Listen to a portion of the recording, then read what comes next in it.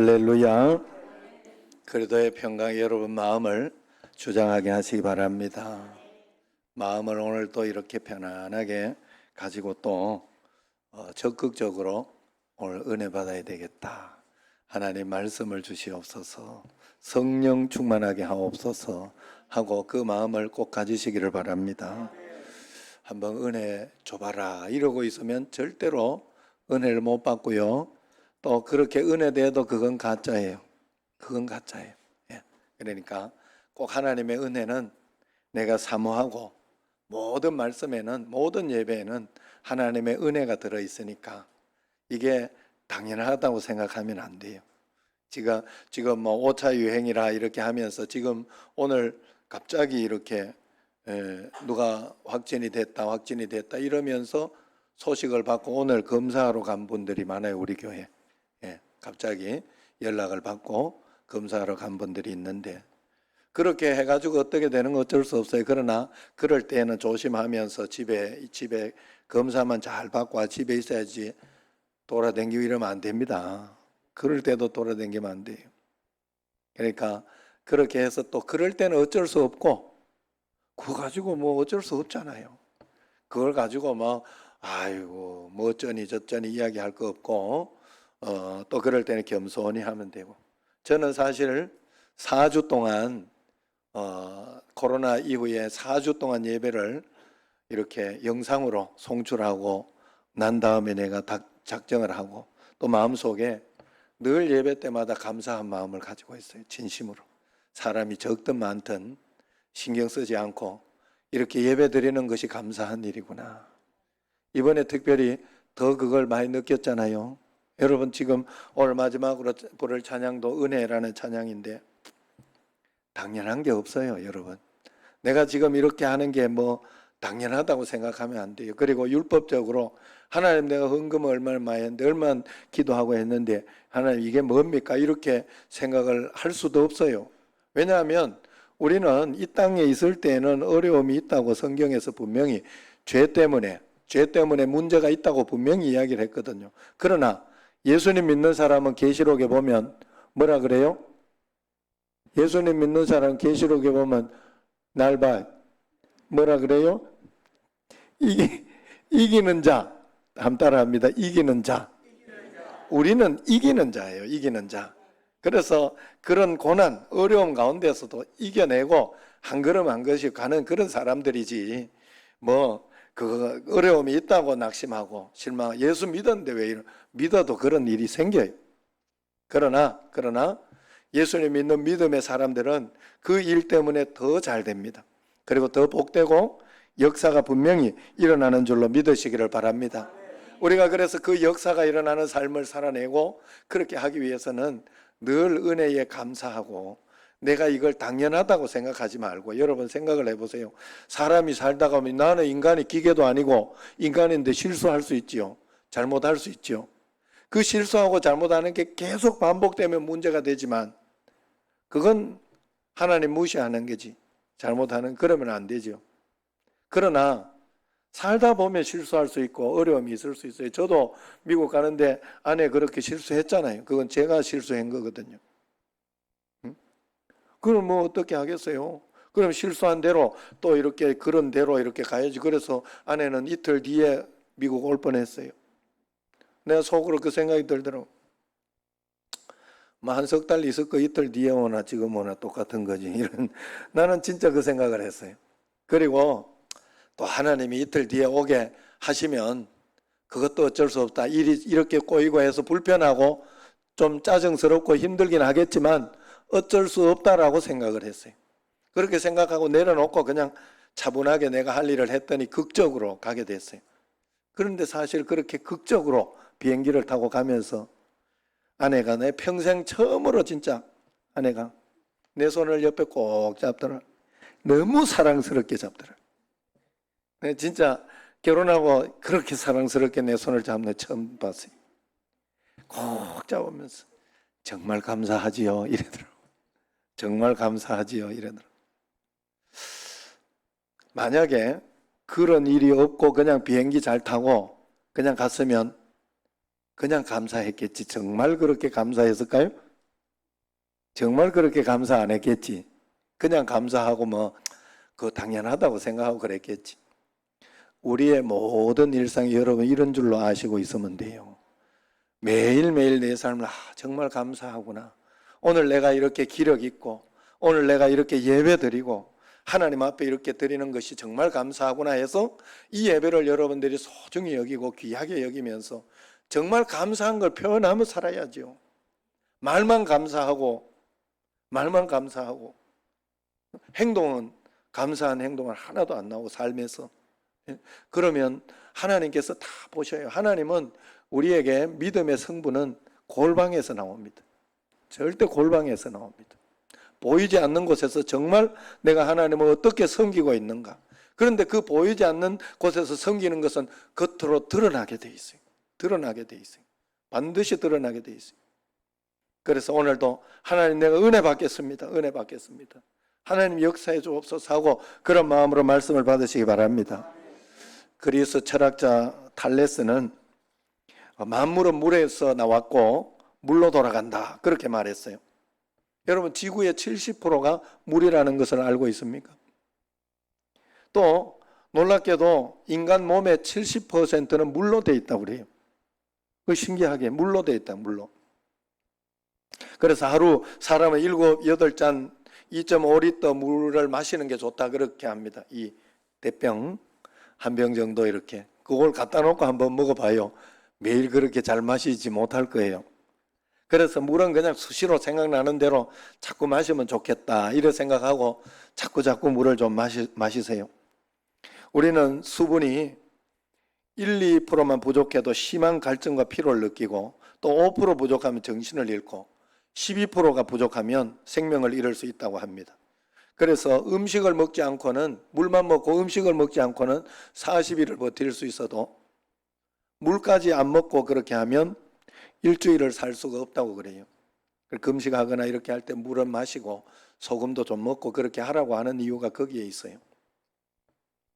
그래서 우리가 하나님 앞에서 이 물은 생명과 직결된 거예요. 그래서 하루 한두 잔씩만 적게 마셔도 피부 노화가 빨리 오고 안구 건조증도 오고 그런다고 그래요. 혹시 여러분 피부 화장품 가지고 하려고 하지 말고 물을 자꾸 먹으면서 피부를 이렇게 탱탱하게 이렇게 하시길 바랍니다. 그래서 오늘 본문을 보면 목마름에 대해서 이야기를 합니다. 그래서 이 이야기를 드렸어요. 갈증으로 인한 심한 고통을 시적으로 표현하고 있어요. 3절에 보면 내 눈물이 주야로 내 음식이 되었도다 그렇게 표현합니다. 하나님에 대해서 이렇게 목마른 것은 자신이 지금 그런 큰 고통 가운데 있다는 것을 이야기하고 있는 거예요. 오늘 이 말씀처럼 최근 눈물이 목을 타고 내리고 입으로 들어가 음식이 된 듯한 아픔과 기쁨 그리고 여러 가지 사연으로 인한 눈물을 여러분 경험해 본 적이 있습니까? 한국 초대교회 이런 에피소드가 있어요. 선교사님이 서툰 한국말로 이렇게 막 설교를 이제 했지요. 한국말도 모르니까. 그래서 설교를 했는데 할머니 한 분이 얼마나 서럽게 우는지 선교사님이 감동이 됐어요. 이야, 어떻게 잘 알아듣지도 못하는 말 가지고 이렇게 감동을 받고 은혜를 받았냐. 그래서 예배 후에 이제 할머니를 찾아가서 할머니 많이 우시는 바람에 제가 은혜가 되었어요 이러면서 이제 어떻게 해서 이렇게 은혜를 받았습니까? 하고 이야기를 물어봤더니 할머니가 선교사님 눈이 파란 눈인데 어제 죽은 고양이 생각이 나서 선교사님 눈하고 우리 고양이 눈하고 어떻게 그렇게 닮았는지 고양이 생각에 눈물이 철철 났습니다. 이렇게 이야기하더라는 거예요. 여러분 고양이 죽어서 흘린 이런 눈물 말고 하나님이 너무 좋아서 내가 드린 예배에 찬양과 감동이 되고 기도가 은혜가 되고 말씀이 감격스러워 울어보신 적이 있느냐 이 말이에요. 은혜 받을 자격이 없는데 사랑받을 자격이 없는데 하나님의 사랑이 이렇게 크고 은혜가 뜨겁다니 너무 감사하여 목 놓아 울어본 적이 있습니까? 오늘 시편 42편 43편은 한 편의 시라고 볼 수 있어요. 여러분 오늘 이 시를 통해서 그것을 이야기하고 있습니다. 우리에게 그런 감동적인 예배, 기도, 간구를 하나님께 드려야 한다는 것을 이야기하고 있어요. 거기에 제목이 뭐라고 되어 있습니까? 제목이 보면 표제를 보면 고라 자손의 마스길 이렇게 되어 있어요. 고라 자손의 마스길. 또 인도자를 따라 부르는 노래 이렇게 되어 있습니다. 읽을 거니까 여러분들이 한번 그 잘 펴놓고 있으세요. 마스길의 교훈시다. 마스길이라는 말은 교훈시다 이런 뜻입니다. 고라 자손이 전한 교훈시다 그렇게 이야기합니다. 몰락한 가문 고라 자손이 신이 되고 찬양 인도자가 되어서 함께 불렀던 그런 찬양시다 이런 뜻이에요. 여러분 고라 자손은 고라는 여러분들이 잘 압니다. 왜냐하면 제사장 족속 레위의 증손이었는데 이스라엘 광야 시절에 모세를 반역해서 반기를 들고 이러다가 그 땅이 확 꺼지는 바람에 갈라지는 바람에 땅이 큰 입을 벌리고 삼키듯이 고라를 삼켜버렸죠. 이때 고라의 아들들은 심판을 면했던 거예요. 고라 자식들은 심판을 면했던 거예요. 민수기 26장 11절에 보면 고라의 아들들은 죽지 아니하였더라 이 말씀이 나와요.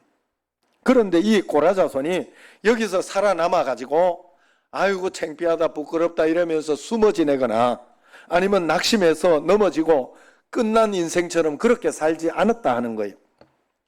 당시에 실패해서 몰락한 가문임에도 불구하고 다시 살아남아 하나님 은혜에 보답하려고 갖은 애를 쓰는 그런 가문이 된 것입니다.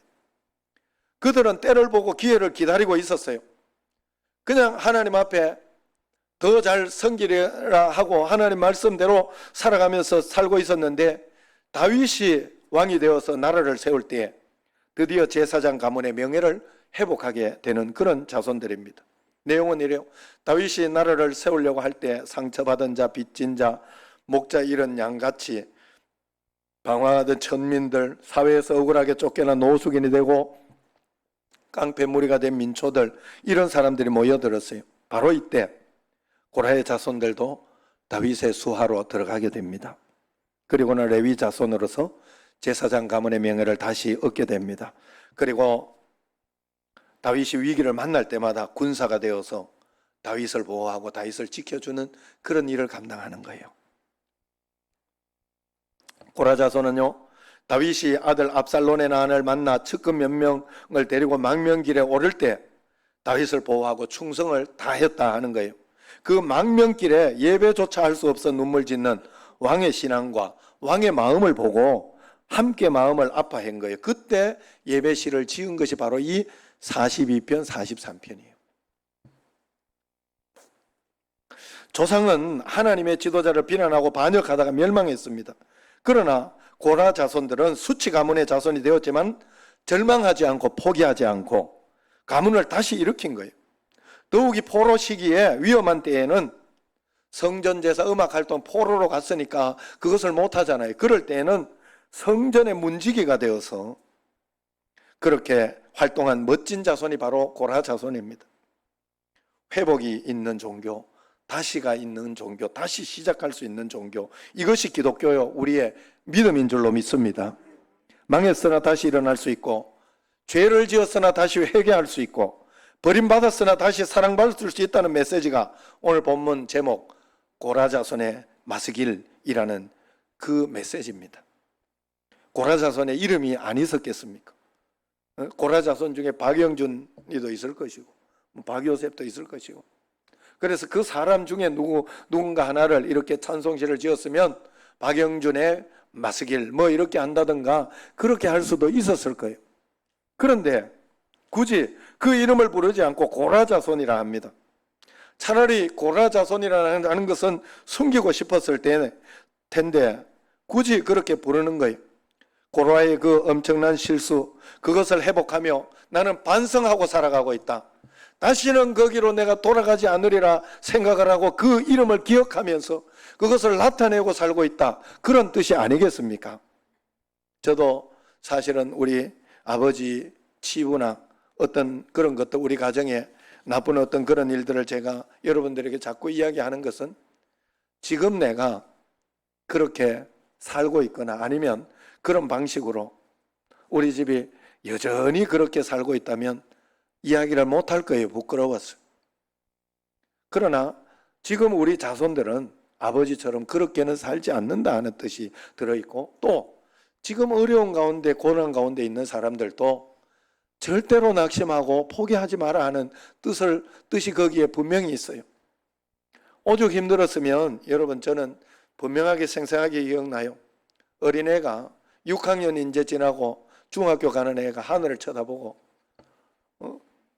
그 갈동 넘어가는 그 길, 그 골목에 내가 하늘을 쳐다보고 야, 우리 집은 왜 이렇지?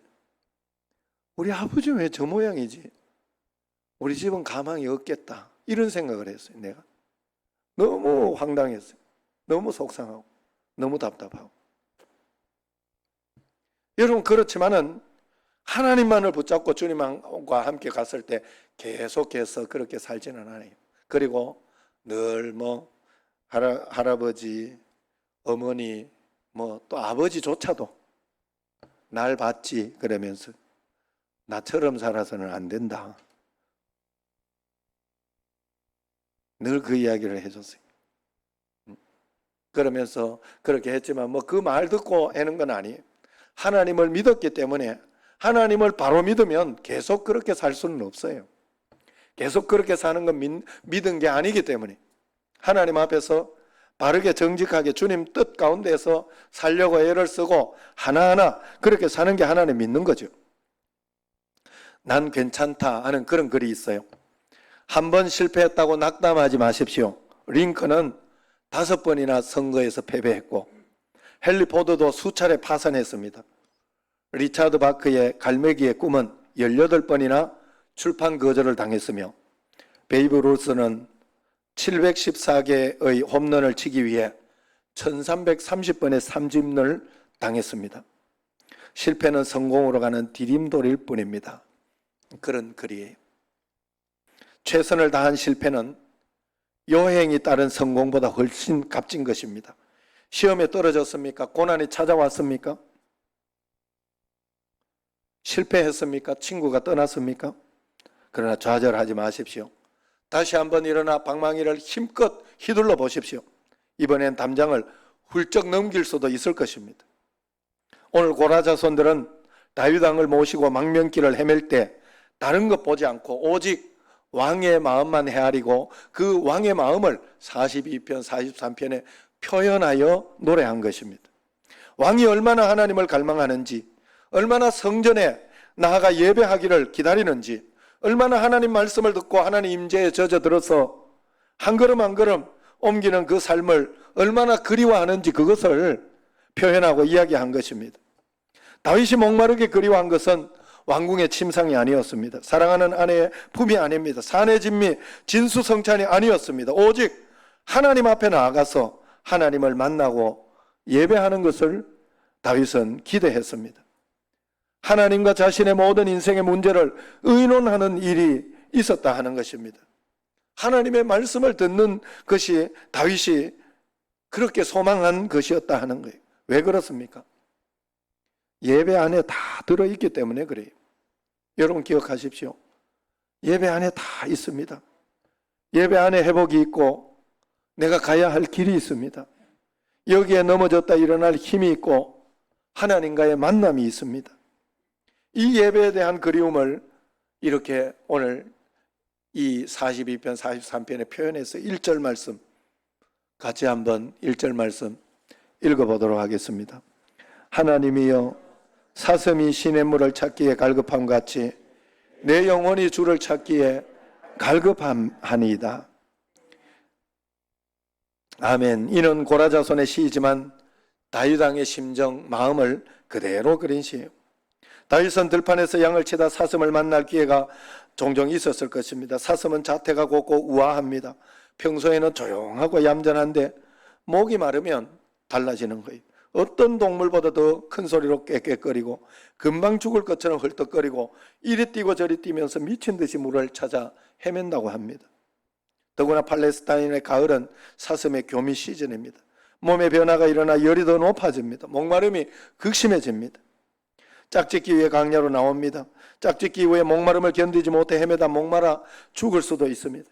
이 사슴에게 있어서 물 한 모금은 곧 생명의 물 한 모금이었던 것입니다. 마실 물을 찾지 못하면 소리 지르다가 두 눈을 무릅뜨고 죽어가는 사슴이 허다했어요. 이 물 한 모금의 가치란 이때 어마어마한 가치가 되는 거예요. 사슴에게 있어서 이 물 한 모금, 다윗에게서 이 생명수가 무엇이었느냐? 바로 하나님의 임재, 하나님과의 동행, 하나님 말씀 가운데 예배드리는 것이었다 하는 거예요. 그래서 이것이 다윗이 그리워한 거예요. 이 예배를 하나님 앞에 목마르게 찾아 헤매더라 하는 겁니다. 하나님의 사람들이 반드시 마시고 먹어야 할 생명수가 있습니다. 일평생 빼앗기지 말아야 할 은혜가 있습니다. 그것은 바로 예배입니다. 하나님 앞에 감동적인 예배를 드리는 겁니다. 예배 드릴 때마다 행복해하고 예배 드릴 때마다 감사하고 뭔가 숨을 쉬는 것 같지 않아요? 코로나 가운데 아유 코로나 때문에 잘 됐다 이러고 그러고 있으면 안 돼요. 집에서 예배 드리는 사람은 반드시 일어나서 예배 드리고 앉아서 예배 드리고 반드시 하나님 앞에 기도할 때 통성으로 기도할 때 합심해서 통성해서 기도하고 억지로라도 그렇게 더 잘해야 됩니다. 여러분 그게 정말로 믿는 거잖아요. 정말로 믿는 거죠. 정말로 하나님을 의식하고 의지하는 것 아니겠습니까? 이것을 우리가 그리워하는 마음으로. 그래서 2절을 보세요. 이렇게 표현합니다. 2절 내 영혼이 하나님 곧 살아계신 하나님을 갈망하나니 내가 어느 때에 나아가서 하나님의 얼굴을 배울까. 히브리인들이 이스라엘 백성들이 하나님의 얼굴을 뵌다는 이 표현은 하나님의 집에 들어가서 은혜 받는다, 하나님 말씀 가운데 은혜를 받고 찬양 가운데 은혜를 올려드리고 하는 그것을 표현한 거예요. 예배를 통하여 내 기도가 하나님 앞에 연락되어지고 하나님의 뜻이 말씀을 통해서 받아들여지는 그것을 내가 감동할 때 하나님을 배웠다 그렇게 하나님을 봤다 이렇게 이야기를 하는 거예요. 여러분 우리가 어떻게 하나님을 만납니까? 보이지 않는 영으로 계신 하나님을 어떻게 만납니까? 말씀이 내게 확 들어오고 깨달아지고 감동이 되어질 때 하나님을 영으로서 터치하는 거예요. 만나는 거예요. 하나님을 배우는 것은 그렇게 배우는 거예요. 3절 말씀을 보면 하나님을 만나고 싶은 이유가 다윗에게 있습니다. 3절 말씀 시작. 사람들이 종일 내게 하는 말이 내 하나님이 어디 있느냐 하오니 내 눈물이 주야로 내 음식이 되었도다. 다윗은요 내가 지금 어려움을 겪는 거 고난 겪는 거 이건 아무 문제도 안 된다고 생각을 했어요. 왜냐하면 하나님이 그렇게 인도하시고 그렇게 가면 내가 가겠다. 그런데 다윗의 이 잘못으로 인하여 이 실수로 인하여 다윗으로 인하여 무엇이 됐는가 하면 사람들이 네 하나님 어디 있느냐 믿는다더니 꼴 좋다 그런 비아냥거린다는 말이 우리가 사실 이번에 코로나나 이런 것도 있을 때 굉장히 이렇게 좀 사랑제일교회나 이런 데에는 정치적으로 좀 위협이 됐나 보지요. 그러니까 그거 잡으려고 같이 한국교회를 같이 확 잡아버려요. 그래가지고 교회가 막 이렇게 할 때 그것 때문에 욕을 먹고 그것 때문에 사실 잘하고 그렇게 바르게 하려고 하는 교회들이 얼마나 많습니까? 그런데 그것 때문에 같이 욕을 먹고 그렇게 하다가 보니까 그것 때문에 힘들다. 사실 그런 마음이 드는 거잖아요. 그러기 때문에 다윗은 오늘 이때 더 기도한 거예요. 하나님 앞에 더 간구하고 더 기도하면서 이럴 때 하나님의 이름이 땅에 떨어질 때 하나님의 이름이 조롱을 받을 때 이것을 회복하기 위해서 우리가 생명 걸고 주님 앞에 나와서 내가 달라지려고 하고 더 기도하며 변화되며 그렇게 살아가야 하지 않겠습니까? 이게 하나님의 자녀들의 의리요 우리가 복받는 비결이다 하는 거예요. 인생을 살아가면서 고난을 많이 당합니다. 직장에서 해고를 당하기도 하고 사업을 접어야 할 때도 있고 불치병으로 고생을 할 때도 있을 것입니다. 자식이 방황하고 실패하고 이혼하며 살아가는 사람도 있을 것입니다. 그러나 이런 실패, 아픔보다 더 고통스러운 것은 세상 사람들의 조롱일 것입니다. 그래서 우리는 기도해야 합니다. 그래서 하나님께 더 나아가서 하나님의 이름을 위하여 나를 살려주십시오. 하나님의 이름을 위하여 내 자식 살려주십시오. 하나님의 영광을 위하여 내 환경 달라지게 해주십시오. 변화되게 해주세요. 내가 바뀌겠습니다. 하나님의 이름만이 거룩하여지기를 원합니다. 그렇게 주님 앞에 기도해야 할 줄로 믿습니다. 오늘 이 기도가 바로 이 시편 42편 43편의 이 찬송시가 바로 다윗의 이런 기도다 하는 거예요. 그 마음을 표현한 것이다 하는 거예요. 에덴 동산에서 쫓겨나 죄악된 세상에 살면서 실패와 고난 그리고 고통을 겪지 않는 사람은 아무도 없습니다. 그러나 그때마다 우리가 해야 할 일은 주님을 계속 바라보는 겁니다. 위기가 크면 클수록, 고통이 크면 클수록, 아픔이 지나면 지날수록 문제를 바라보지 말고 문제 해결자이신 하나님을 바라보시기를 바랍니다. 그래서 5절 말씀에 보면 그 이야기를 합니다. 같이 읽겠습니다. 내 영혼아, 네가 어찌하여 낙심하며 어찌하여 내 속에서 불안해하는가? 너는 하나님께 소망을 두라. 그가 나타나 도우심으로 말미암아 내가 여전히 찬송하리로다. 하나님께서 이 다윗에게 주신 그런 메시지다 하는 거예요. 하나님께서 약속해 주신, 너는 그러고 있지 마라. 너는 용기를 내라. 힘을 내라. 내가 있지 않느냐? 내가 있지 않느냐? 기도하면 해결될 것이다. 이야기를 해주는 거예요. 이 세상에 가장 필요 없는 거, 백해무익한 거, 걱정하고 염려하고 두려워하는 거예요. Don't worry, hope in God, fix on Jesus. 걱정하지 말고 염려하지 말고 하나님을 바라보고 예수님께 시선을 고정해라. 이것이 인생의 정답입니다. 옛날에 남아프리카 그 네덜란드 이주민 사이에 큰 전쟁이 있었습니다. 소위 보어 전쟁이라고 하는 것인데, 그때 남아프리카에 이주한 한 병사가 이상한 제목으로 사형을 당해요. 죄명은 낙심죄예요. 이 병사는 주변에 다니면서 사람들에게 낙심하는 말만 했다는 거예요. 우리 군사는 보잘것없다. 우리는 질 거야. 영국군이 얼마나 강한지 아냐. 어? 그리고 무기가, 이게 무기냐 이게. 영국군 무기는 굉장히 강하다. 지도자들도 봐라. 우리 지도자는 엉망인데 영국 지도자들은 진짜 훌륭하다 막 이러면서 그렇게 막 해가지고 결국은 이것이 전염병처럼 그냥 퍼져버려서 군사들이 총 한 번 쏴보지 못하고 패전하게 됐다는 거예요. 그래서 많은 사람들 앞에서 낙심된 말, 부정적인 말 한 사람을 공개적으로 처형했다고 합니다. 여러분, 우리는 눈에 보이는 것만 가지고 다른 사람들을 낙심시키게 할 수도 있어요. 말 가지고도 그렇게 할 수가 있어요. 차라리 그런 마음, 그런 생각이 들 때는 입을 꾹 다물고 계세요. 하나님, 낙심하지 말고 답답해하지 말고 하나님 앞에. 그러므로 조심해야 돼요. 눈에 보이는 게 전부가 아니에요. 눈에 보이지 않는 하나님을 우리가 믿는 것처럼 눈에 보이지 않는 악한 사단이 우리에게 넘어뜨리고 있다 하는 것을 여러분들이 눈을 부릅뜨고 정신을 차려야 돼요. 하나님을 믿는 믿음이 가지고 있는 사람은 악한 사단이 오는 것도 볼 줄 아는 사람이, 영안을 뜬 사람이에요. 믿음만 가지고 있으면 속을 때가 굉장히 많아요. 저는 그래서 어려움이 오고 답답함이 오고 힘든 일들이 이렇게 닥치고 그렇게 할 때에는 언제나 그 다음에 하나님께서 더 좋은 것으로 이것을 잘 해결하고 났을 때 더 좋은 것으로 주실 것을 꼭 이렇게 마음속에 기대하고 그것을 바라봅니다. 그때는 빨리 정신을 차리고, 아, 내가 이렇게 하고 있을 때가 아니지, 이렇게 하고 있을 때가 아니지 하고 빨리 그 다음에 하나님이 좋은 거 주실 것을 기대하고 바라보고 생각하고. 뭐 하고 있다고?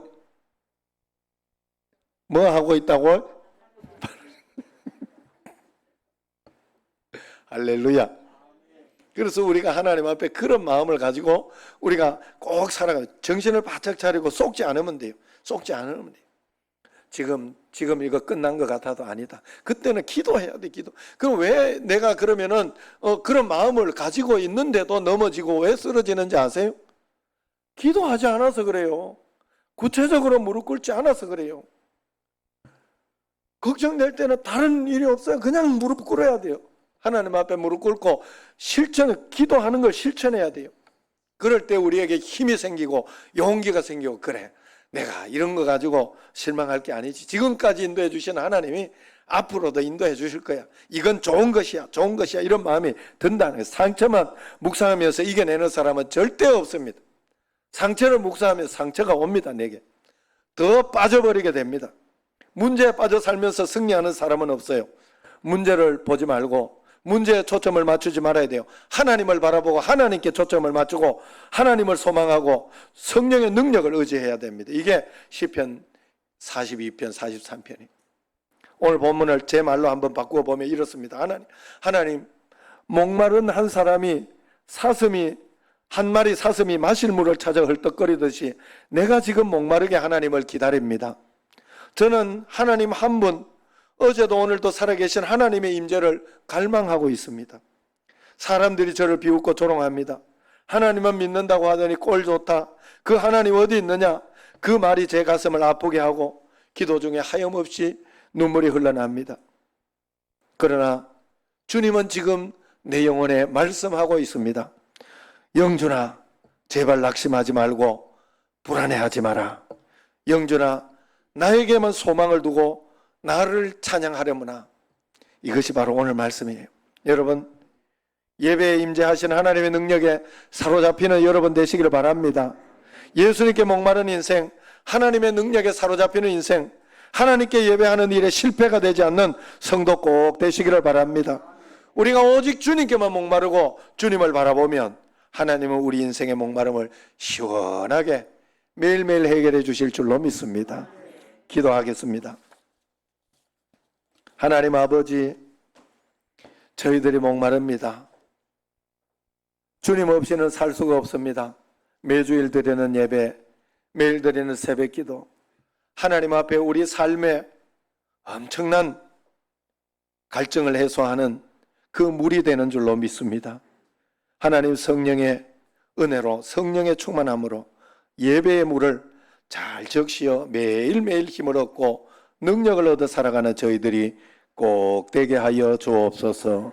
예수님 이름으로 기도드리옵나이다. 아멘.